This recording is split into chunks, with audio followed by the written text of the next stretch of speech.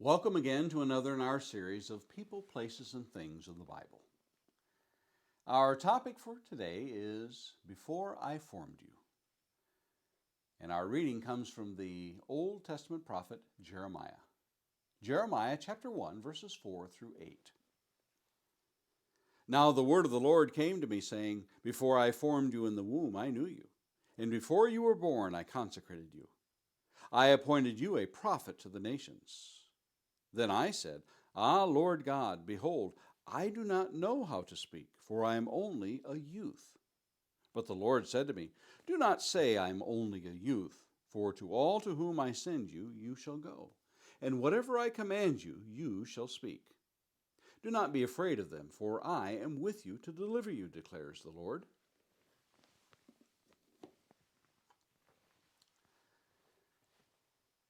I have heard on more than one occasion someone tell me, if you want to make God laugh, tell him what your plans are. Now, that being said, one should not think that it is wrong or going against God to make plans for your life. But to leave God out of the equation is a recipe for folly for disciples. Our passage for today is a reminder of God's ability to direct the affairs of the world. The psalmist wrote, For kingship belongs to the Lord, and he rules over the nations. Psalm 22:28. Nebuchadnezzar learned it the hard way in Daniel chapter 4. Belshazzar saw the writing on the wall that let him know of God's power. Cyrus the Great was a shepherd of God, though he ruled a great empire. Over and over, we read of great men and nations that were instruments of God by design. Men and women thrust to greatness because it was the pleasure of God to do so. These are great people that God had called to do great things. But I sit here in my modest surroundings, in an obscure position, in a remote region of a flyover state, as they call it, and think to myself, sure, God called these people to do great things in a great time of history. But what of small people like me?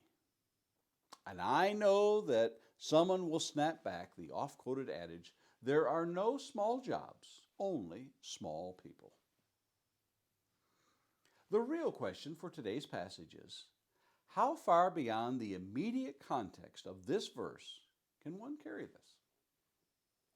Flip a few pages forward to chapter 29 and verse 11, and you have a verse that is often quoted by those who speak of their calling.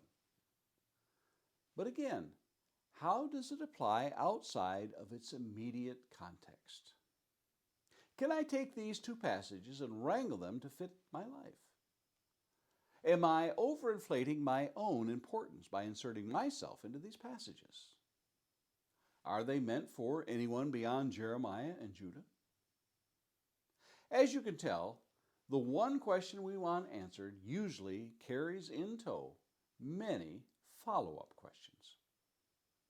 There are two extremes at work here in the passages such as these. On one hand, we want those who want to own these principles to feed their egos. On the other hand, we have those who deny God's design in their lives whatsoever. Somewhere between these two divergent beliefs lies the answer.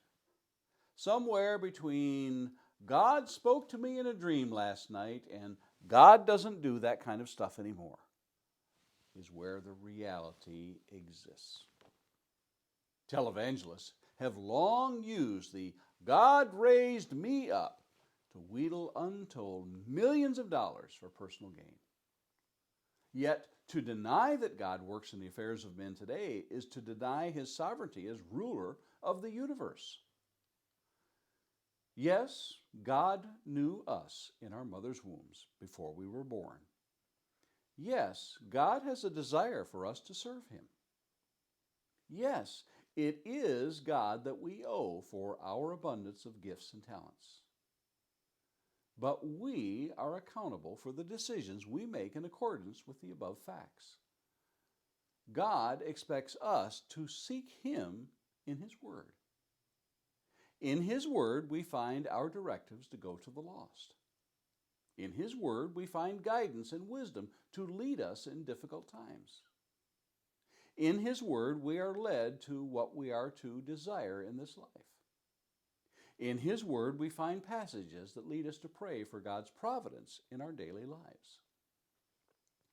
God rules in nations and rulers, but He also rules in His church and in the hearts of His servants.